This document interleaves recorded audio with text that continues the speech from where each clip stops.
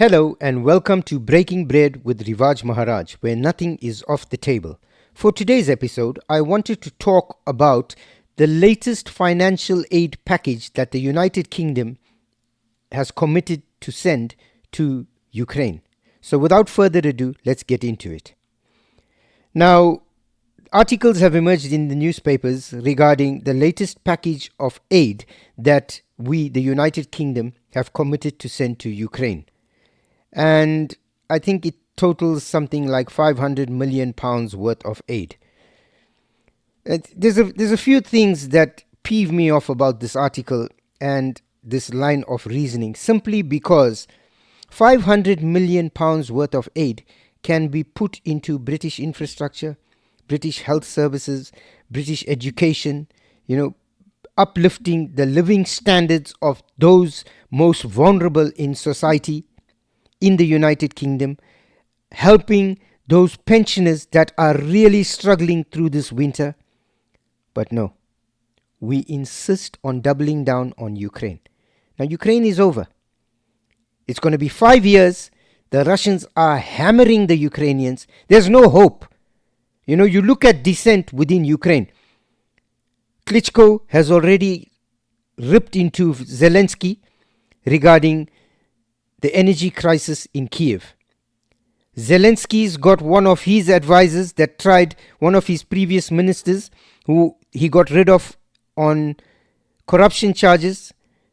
This bloke tried to leave the country. He's been arrested. The clown responsible for the most amount of corruption in Ukraine is Zelensky himself. He's a dictator. He suspended elections. He is now holding on to power in a country that is becoming less and less forgiving towards him. Rather than sitting down with the Russians, doing a deal and salvaging what is left, he continues to go ahead with this. Now we, the British, are fully complicit in this. Boris Johnson doubled down. Keir Starmer came in and carried on with that. And I'll tell you, these people have blood on their hands. Whatever you think of the Russians, it does not erode the fact that the Russians are making significant gains on the battlefield. And every day that goes by, they increase those gains. However small or however large those incremental gains are, it's immaterial because they are making gains. The Ukrainians are suffering, and Zelensky is going around with a begging bowl, and we keep throwing into that bottomless pit. I'll tell you, the time for Ukraine to surrender has come, and it's almost gone. If we do not urge the Ukrainians to sit down and do this deal, but rather continue on this path to madness, there'll be no Ukraine left. Trust me, there will be no Ukraine left. Putin comes out of the Kremlin, the next person coming in is going to double down and wipe Ukraine off the map. Because that is the current sentiment within Russia. They are fed up, they are sick and tired, and they don't want to go, they want the gloves off. So, again, I'm not here to defend the Russians, I'm not here to persecute them, neither am I here to do the same for the Ukrainians. I'm just saying, look at everything objectively. Look at what is being seen. Look at what is being reported. For 5 years, our politicians have told us any minute now. And the Russian economy is stronger and better than most of our European economies. This war in Ukraine is not going to end the way they want it to end. It will end on Putin's terms. The sooner they realize that, the better for the Ukrainians. Because those poor Ukrainians are being massacred. Zelensky and his European backers have no concern for the people of Ukraine. They look at them as expendables. Let's have a look at this aid package. According to a document in the House of Commons Library, detailed timeline of UK military assistance to Ukraine, February 2022 to present. Right? Let's look at it. Military assistance is being provided to Ukraine by the UK and international partners in support of Ukraine's right to self-defense under the UN Charter. Level of military aid. The UK has been one of the leading donors to Ukraine alongside the US and Germany. To date, the UK has pledged 21.8 billion in support to Ukraine since February 2022. 21.8 billion. Are you telling me that we can't find money to help subsidize the lives of our pensioners, to help feed the hungry kids here in the UK? You know, you must be a special kind of human being to look at your own people and allow them to descend into this poverty, into this pathetic state of helplessness, and stand on the world stage and beat your chest about how you're helping some other foreign power. It's mind-boggling. It is really, truly mind-boggling. You know, after looking at what's been revealed in the Epstein files, a lot of the stuff now is starting not to surprise me anymore. Because these are psychopaths with zero empathy. Believe me, they are psychopathic with zero empathetic value systems. They care for nobody else but themselves. You know, 21.8 billion.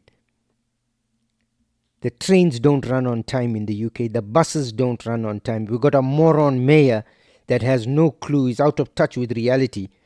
Might as well ship him off to the moon and let him promulgate things from there, because that's how far away from and out of touch with reality, with the common Londoner he is. Of that funding, total military financing stands at 13.06 billion.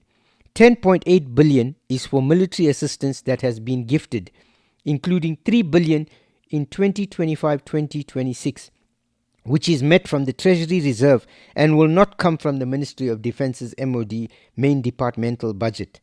Spending on Ukraine does, however, appear in MOD spending figures towards the end of the financial year as part of the MOD's supplementary estimates. So, you know, I've attached this article. Have a look at it.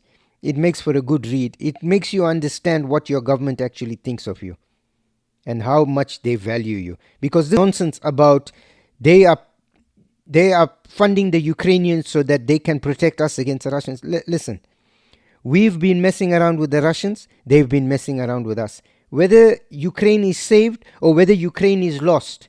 Let's take a worst case scenario. Russia absorbs the entirety of Ukraine, makes it subservient, and keeps it as a failed state like what the Pakistanis do in Balochistan. Let's say that is what Ukraine is. You think that is going to change what the Russians are going to do to us or what they're currently doing to us? They're still going to continue. So whether we're in Ukraine or not doesn't create a buffer for us. Because if you're saying that the Russians are attacking us via cyberspace, via espionage, then it has nothing to do with Ukraine, because Ukraine is a conventional military conflict. So the Russians are not putting ships here trying to bomb our ports and bomb our cities. It's a sinister, insidious form of subversion, which is what the British government claims. So how does putting that money into Ukraine help? According to the National Interest, an article in the National Interest, the latest British aid package to Ukraine just dropped. Here's what's in it. The United Kingdom will provide Ukraine with 1,000 lightweight multi-role missiles for its air defense, as well as hundreds of thousands of artillery rounds. The United Kingdom is providing 1,000 anti-air missiles to Ukraine as part of a new 500 million investment in the country's air defenses. You know, Keir Starmer is flying all over the world, making himself look like a moron, you know, dragging our country through the mud.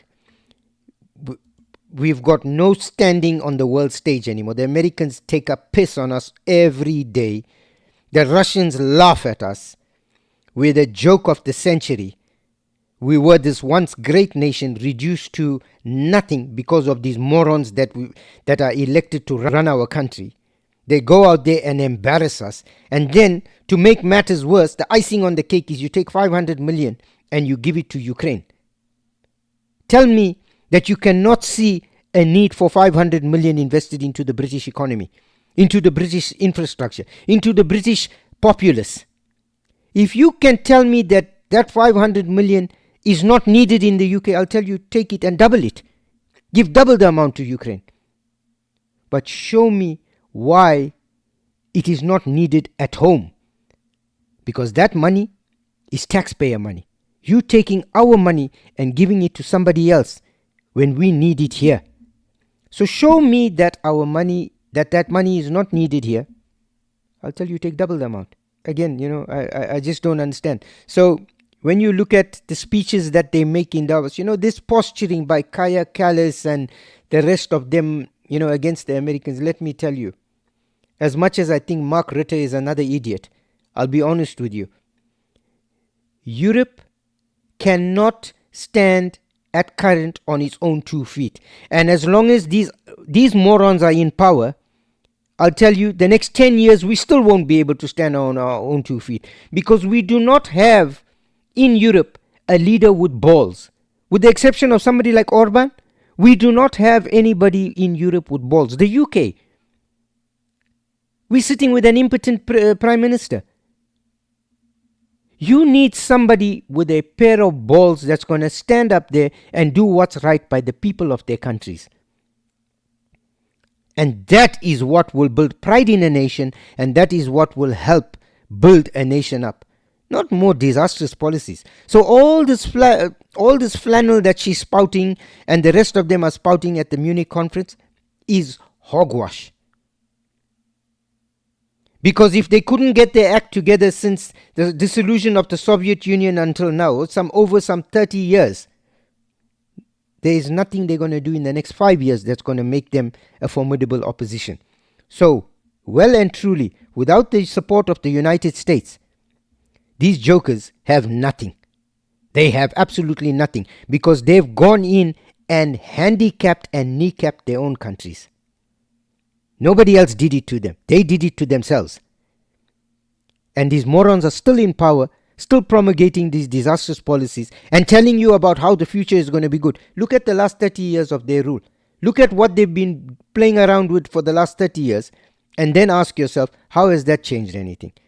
You need somebody with balls that is going to be in power and say, I'm going to do this and I'm going to do it, and gets the job done.